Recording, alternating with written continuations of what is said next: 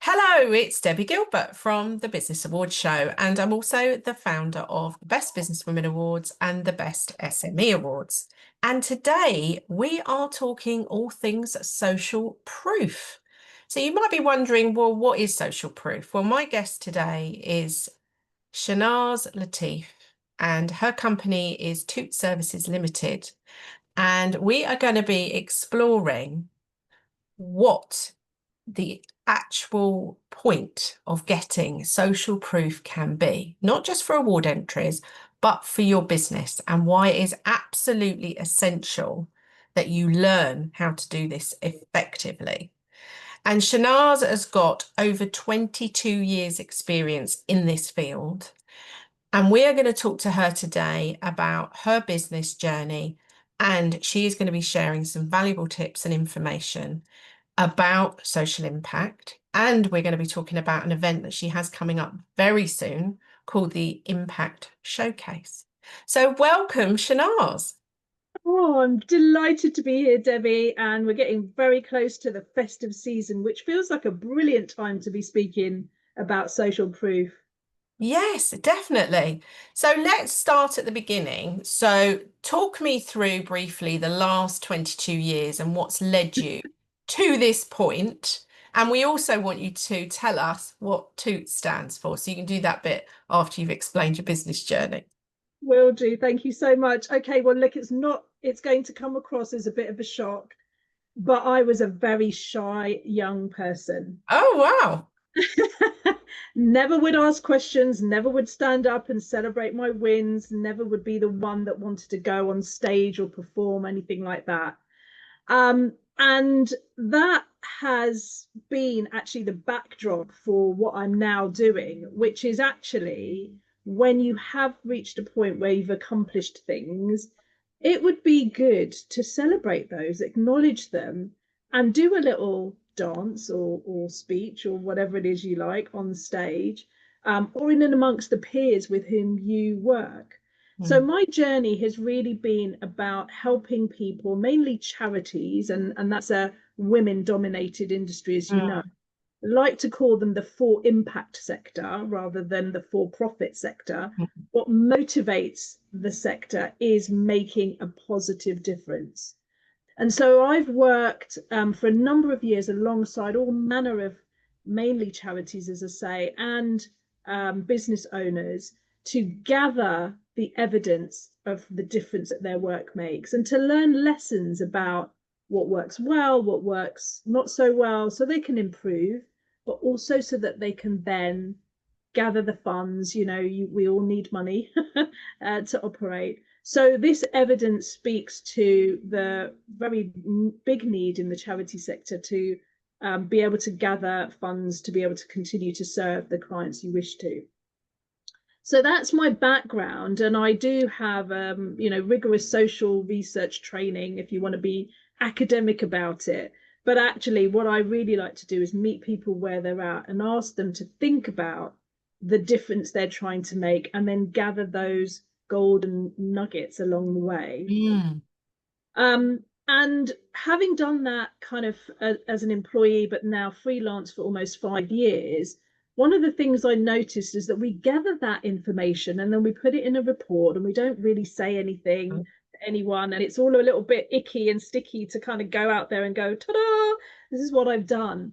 And especially again within the women's circles, right? We kind of hide our light. And because I was very shy, I'm talking for England now, I can tell you about the difference I make, but also the difference other people are making. So Toot dropped in because we have that saying, toot your own horn. Like, when is it that you actually kind of blow your own trumpet, speak up and say, I did this, not on my own and not without a lot of work, etc. But this is the result of my work. So TOOT actually stands for tell others out there. Wow. I don't know where that came from. The best things happen when you're dreaming, sleeping in the shower, whatever. So I've made a business based on celebrating success. Which is amazing. I think it's great. Thank you. So talk me through how you work with your clients and what sort of things that you do. Yeah. What people often come to me with is the desire to do the end piece, which is I need to get the testimonials, I need to get the recommendations, the case studies, the reviews, the social proof, because I want to win more clients. I want to show that my business is admired, right? That I have good things that I can do for people. So, and in the case of charities, you know, they want to show through an evaluation that they have spent the money well, they have made the difference. So people often come with that, help me gather the impact information. And I have to kind of walk it back a little bit and say, okay, we'll get there. But talk me through, and I use a tool called the theory of change. It's out Mhm. there, people Google it. But I walk people through what is the journey you're trying to take people on, and tell me about the warts and all, right? Because life is not plain sailing. So it's really important for people to define what difference they're trying to make before we then ask the right questions in the right format at the right time to get that evidence that you have or haven't made that difference. So I will sit alongside people. Sometimes they want me to do it for them. So I'll ask the questions and make the notes and play it back. Sometimes they want their own capability to be built. So I will train people to do that and give them the steps, and then they'll go away and do it. And sometimes it's a bit of a blend, you know, let me be your kind of your coach, your critical friend, give you that feedback and so on. So I can do that in any which way people want. I like to meet people where they're at really and help them on that journey. Yeah, which is so important because the reason I wanted to interview you for the podcast is because award entries Mm. be very credible, have to be built on solid case studies and testimonials. Now, there is a difference between a case study and a testimonial. Oh yes. So let's, talk about that difference because I think people do get a bit muddled and a bit confused. I mean, I think a testimonial and review, they are actually the same thing. They're just named slightly differently. But a case study is very different to a testimonial slash review. So do you want Yeah, to talk me through what the difference is and how people can go about collecting case studies, what they should be doing? absolutely.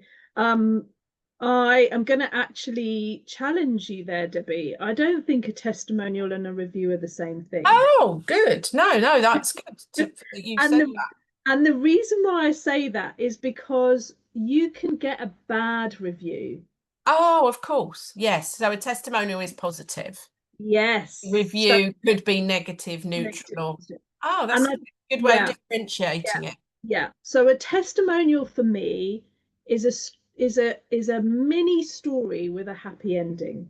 Oh, I like that. Yeah, it's a good way to describe it. Yeah, You good. know, when you pick up a novel, that's more like the case study because Yeah. it's like you've got to get into it, you've got to give it some time. There's going to be twists and turns. There's a story arc. You know, people out there who are writers of novels and you know who create these stories. There's a journey piece. So Mm, it's longer term tracking of the experience over time. I mean, right. I do this in lots of detail in my training, just to put that out there. Whereas a testimonial is like your short stories book. Mm, So I still want to see a bit of an arc in a testimonial because that builds a bit of trust. It won't necessarily have all gone swimmingly, but it's that journey that people can then identify and go, oh, she started here, then this happened, then that happened, and thankfully, all you know, we've got a great happy ending. But and we're more in control of mm, gathering that information than we are with a review. mm. Because forgive me if this is wrong, but once you get a Google review and it might be a bad one, not to say that we're all perfect, but you can't get rid of that You review. can't get rid of it. No, you're right. And it can So actually be very damaging to a business to get a negative it could be. review. It could be. So I say be cautious Mm, in and my I pride myself on helping people ask the right questions at the right time in the right format for the piece of social proof they want. Mm, So if you want a review, that's different to if you want a testimonial, to yeah, if you want a case study. yeah, And actually, sometimes you don't know when one thing is going to turn into another. So yeah. therefore, you have to be asking questions. So yeah, my whole career has been about gather the outcomes, gather them along the way, because you won't know impact if you wait. Mhm. You can't wait. And I know a previous episode of a podcast you had hit with someone who was talking about evidence, this idea that we just collect at the end. No, don't wait till the end.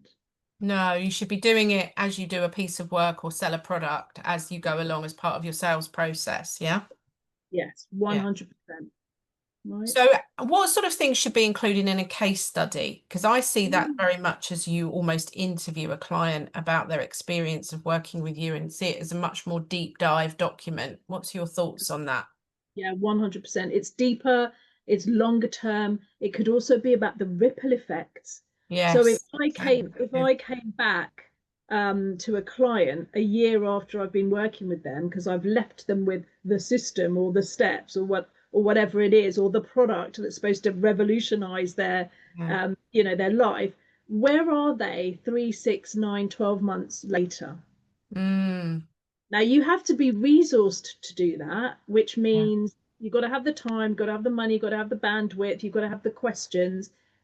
Maybe you want someone to do that, and that's me independently. There are people out there who will come and do that for you and keep that confidence. But also now, if you find someone else speaking to your clients with your and their permission, you might get something as an independent story collector that Mm, the service giver cannot get because it just feels too close. And I just want to be grateful for the service you've given. So I'm not going to tell you all the things that perhaps mm. didn't go so well. So you're right. I think case studies take time to build, but boy, are they a good read when they come out.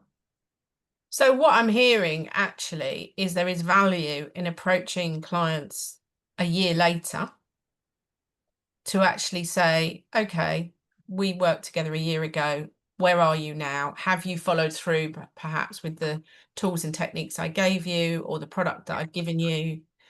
So it's quite good to maybe get a review or a testimonial at the time of the final Mhm. sale completion, and Mhm. then you go back a year later or 6 months, Yeah, depending on what you do. That's really, yeah, really good advice. yeah. Because, in all honesty, award entries have to be backed up by robust evidence. And now with the way that, you can gather reviews, testimonials on social media, so Mm, Google, Facebook, LinkedIn recommendations. And of course, there's trade only sites like Checker yeah. Trade and TripAdvisor, Trustpilot. That's it, Trustpilot. TripAdvisor is another one, of course. Um, so that's great for people who have a business where people are happy to share their experiences online. How do businesses who deal with sensitive topics where people are not necessarily going to want to put a review up, Mhm. how can they extract these kinds of reviews and case studies from people? What sort of approach would you suggest? Yeah, massively important. And I do a lot of that. Just to let you know, I've sat and listened to stories of people's experiences during COVID. I was part of the every Oh, right. Yeah. the Every Story Matters project that the government was carrying out, but given to a consultancy, and then I was part of the team to do that. So look, holding space for people who have had challenges, traumas, Mm, uh, who've done really deep work. And then we're just going, can you tell me the story of that? I mean, this is why I want to really also say, yes, it's evidence, but this is social proof, not mm. scientific proof, No, right? We're not in a lab no. with an experiment, we're with humans having an experience on the planet. And Mm, so I really, really recommend that you work on on the questions you're going to be asking and when you're going to be asking them, and mm, not necessarily doing them as a I need this evidence, but it's worked in, it's organic. to the process you're taking people through anyway. A lot of the evidence we gather can double up as testimonial or case study material if only we consciously ask those questions and create them in a bespoke manner that fits. This is why I get you to talk about what is your journey that you're taking people on. It's not, I can give you a question bank and you can pick, or we can sit and tailor those things so that you're asking the right questions for your client at a time that feels natural for you, and getting their consent to play the story back at the opportune time, and saying, we're gonna give you a different name, or we're gonna do something that's called actually now the phrase escapes me, but this idea that, oh, a composite case study.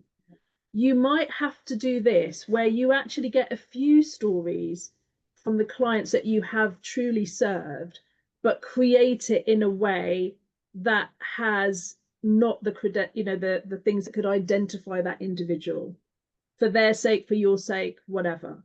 So if I was working with a woman who's left an abusive situation, and I want to show that my coaching skills have enabled her to now find her life in a different, in a happy place, I would be really careful. I'd have to be really careful about the kinds of things that I speak about. Okay.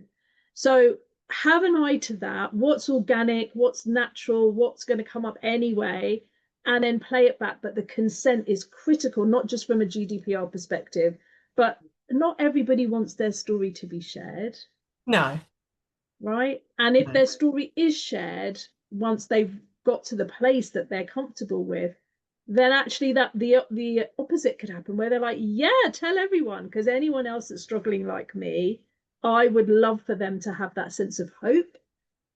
And this is to your earlier point, social proof, not just because we're evidencing for awards, but because it raises our vibrations. It gives us hope. We get to celebrate. We feel motivated as business owner to carry on doing our work, and as potential clients to go, there might be a way out of the thing I'm in, because look at that person's story. Human beings love stories. We love them. We're hardwired for stories, aren't we? We are. And it kind of brings me on to talk about the wording in social proof. So let's just call it social proof because it's an umbrella term for all of the different types of social proof that there is. One of the comments we get back from our judges when people submit their award entries and they add in their social proof, and they'll say things like, these reviews were very bland, they were very sort of generic, or the case studies really didn't demonstrate what the applicant had done with her client. We see people put things like, yeah, Miss Jones is excellent at what she does. That's it. Or I've had a great experience working with this business. So whilst that sounds great, and obviously it looks good on Google reviews, doesn't really tell us an awful lot, does it? So would you agree that people need to extract the right kind of language out of their clients to get that feedback as in a more detailed format? 100%. My introduction to social proof, at the end of it, I gift people some questions to even tailor their LinkedIn recommendation request. Oh, brilliant. Right. So I'm going to keep that as a bit of a cliffhanger, if you don't mind. What I will say is, think through the values in your business as well as the service you're giving. Again, I have a guide that workbook, that works you through these things and really, really helps you to think about, what am I asking? What do I really want to know? What do I really want to hear? Okay. And so therefore, I mean, it's okay if you're doing things like Vinted to go, great buyer, great seller. Yeah, that's not enough for an award entry. Cool. But for an award, we're trying to showcase and tell stories of success. Therefore, we have to have, and again, I'll go back to, what is our theory of change? Not to say that everyone follows the steps, but and that it's a straight line. It's not, it's often circular or spiral or whatever it is. But what is the ideal path? And can I ask questions along the way? Because then I'm getting that richness and I'm inviting people to reflect on their experience of my product or my service, and that the story will then write itself. That's the beauty of it. If you're really clear on the journey you're taking people on and what you want them to feel at the end of purchasing the product or getting to the end of the 6-week program or whatever it is you're doing, if you're really clear, those questions will fall out. And if you want a space or a person to help you with that, that's the kind of thing I can do, which is tell me what you're asking right now. Even that feedback form, that online survey, can I tell you the number of times I've seen leading questions, right? So people will go, people will say things like, yeah, how happy are you with my service? Okay, so now you're assuming I'm happy. It's a great one. That is a great one to bring up. Yeah. How happy, I mean, there's a place for that, don't get me wrong, but maybe we could neutralize it a little bit and go, how would you rate my service? Yes, it's all about the way it's worded, isn't it, to get the results. Yeah. And I'm a little bit obsessed. People will call me pedantic, but I need to be, because this is all about our words are creating magic. They're spells. They're conveying the deepest heartfelt secrets that we might have. There's so much in the power of the language that you use that, yeah, it's not just a give me a recommendation, give me your feedback like that. I can't deal with that open of a question. Give me a bit more guidance, but don't lead me. So there's a fine balance, right? There is a fine balance. So you obviously work with charities, big corporates as well. And do you work with solopreneurs and very small businesses? And how do you work with them? Yeah. So actually my career is mostly charities, corporates who have a social responsibility piece. But even within the charity sector, I mean, there's over 160,000 charities out there. So they could be titchy tiny, or they could be the children in needs or the comic reliefs of the world, right? With TOOT Services, I've made it my mission to work with solopreneurs and small businesses. Okay, brilliant. Because we are the ones, and I put myself in that category, and this is why, like you know, I have a lot of love for Athena, as the women's network that has held me through these last, I've been a member for 6 years now. Wow. We are the ones who just put that on the back burner. Oh yeah, I know I make a difference. Have a post-it note wall up ready with all the praise you get. Celebrate that, connect with people, talk about your wins. So I'm really about making it very accessible. If you want me to train you and your VA, if you've got a VA, then she or he can do that for you. If you want me to do it for you, if you want to do it yourself entirely, have that power in yourself to gather these beautiful pieces of evidence that demonstrate you're making a difference and you're a brilliant business. You know, and my hope is that everyone doesn't just get a testimonial, they get what I like to call a sparkling testimonial. Oh, that's really love that. Okay, so let's now talk about an event that you've got coming up called the Impact Showcase. So tell me about that and where the idea came from and what it's all about. Yeah, thank you so much. The Impact Showcase is now in its 2nd year, the 3rd of December 2025, and it will repeat again on the 2nd of December 2026. So it's the first Wednesday in December.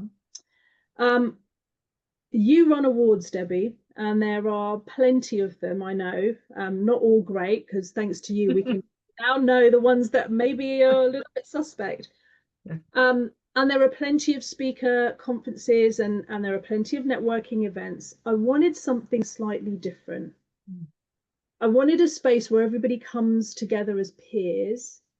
And the focus of the day is to stand up and talk about your impact. And by impact, I mean the long-term change you've made for people in your business, whatever your business is. I've got a mediator, a DJ, a cage fighter, human resource managers, cultural trauma specialists, you name it. It doesn't really matter what your walk of life is, what your work looks like, but come in and for the festive season, celebrate and communicate the work that you're doing from the perspective of your clients and the difference that it's made to them. So that is the purpose of that event. It's at the University of Northampton in the Creative Hub.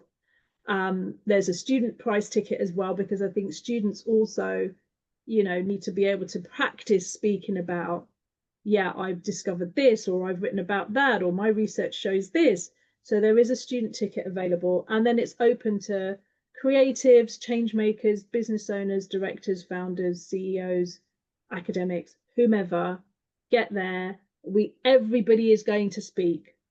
Brilliant. And Sounds that's amazing. what it is. Yeah. I can't make it this year, but I'm putting it in my diary for next year because I think it sounds amazing. And let's talk about what's next for you, because obviously you've had this business now for 4 years. So what's kind of on your radar for the next year, 18 months? What do you plan to do? Yeah. I need to walk my talk more. I'm going to be honest. I've got to toot more about Toot. You have. So Toot is a young business. It'll be 3 years for Toot Services in May of next year. I have also, having had a conversation with you, to gain the courage to put myself forward, to put the business forward, to put the forward, right, and say, this is my contribution. So my word for next year, I know probably it's a little bit early, you're supposed to do your word in December or January or whatever, but my word for 2026 is visibility. Oh, I love it. Yeah. So wanting to become much more visible, not for the purposes of performance, but for the purposes of education, celebration. I keep saying that word, because if we are making change in the world and it's positive, for me, that's an antidote to all the news that we have to hear that is curated to make us feel fear and, like the world is going to pop. I want to rebalance that and talk about all the good that's being done and really shine a light on that. So for the business, I want to toot more about Toot. For the showcase, I want that to be, sold out, and maybe even go on the road and do a few more regional events. So it's not just the end of the year. So yeah, and I would love to, firstly, I will take it as a win to put myself forward for a couple of awards. Whether or not those awards come my way is not the point. And I liked how you spoke about it in your very first episode, which is about doing a 360 on the business. Yeah, it's always the value. That is always the value. The review. And I'm actually going to buddy up with someone else who also wants to get more visible and win. And we're actually going to help each other write the submissions. Good idea. So that we're not feeling like, oh my gosh, this is so icky. Like, we do it together and then we submit and then see what happens. I think that's a really good plan, because actually what will happen with that is they will raise things up that you probably hadn't thought about, and you can do the same for them. Yeah. Because I always talk about the very first time I ever entered a business award, which is going back to 2011. It's a long time ago. And I didn't get selected. And then I sat down and chewed the cud, as you do, with a business associate. And she said, oh, did you go in for those Hertfordshire FSB awards? And I said, yeah, I did, but didn't get picked. And she said, but I'm really shocked. Did you put this in? Did you say that? Did you? And I was sitting there thinking, actually, no. And she said, send it to me and I'll give you some feedback. So I sent it to her and she came back with a list like this. I was like, you missed all that out. And I was like, oh God. So anyway, 2012. Yes. Sharpened the pencil and I went back for it and included all of the things and was really thorough, and then also sent it to her before I submitted it. And I said, what do you think? Have I hit the nail this time? And she said, you've done really well. She said, I don't think you've missed anything out. Sent it in and I got finalist, and then I actually won. And it made me realize that we don't, you know, the detail, which comes back to talking about social proof, is so important.